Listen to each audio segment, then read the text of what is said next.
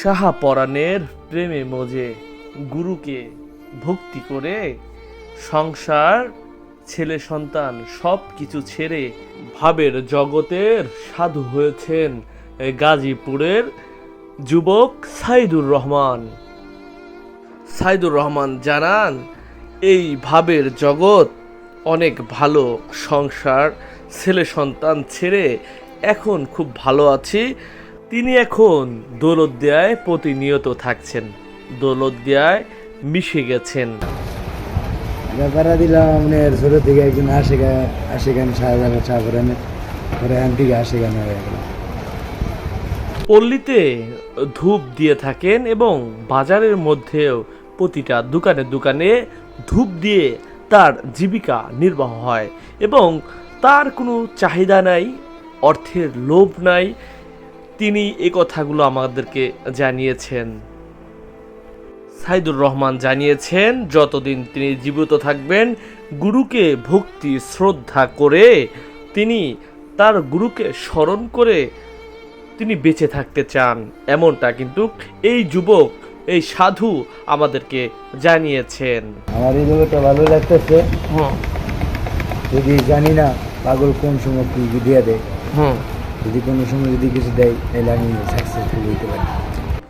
বাংলাদেশের মধ্যে সবচেয়ে বৃহত্তম পল্লী দৌলতদিয়া ঘাটে অবস্থিত, আর এই পল্লীকে ঘিরে দেশের দূর দূরান্ত বিভিন্ন জেলা থেকে বিভিন্ন ধরনের মানুষের আনাগোনা।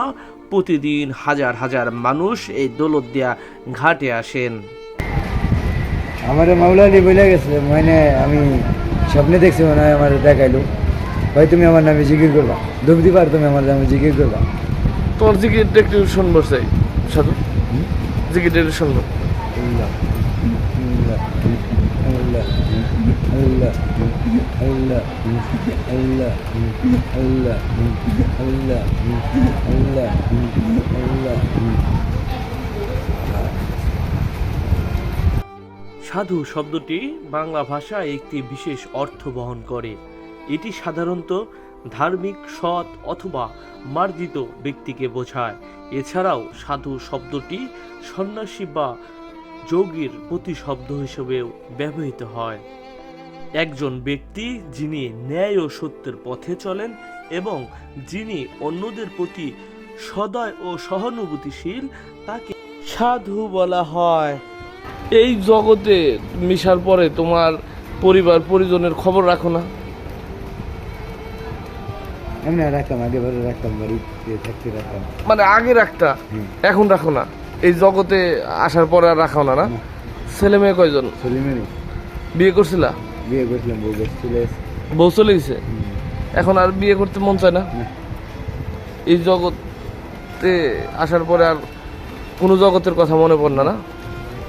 আসলে কেমন যাচ্ছে তোমার এই জগতের? আমার এই জগৎটা ভালো লাগতেছে।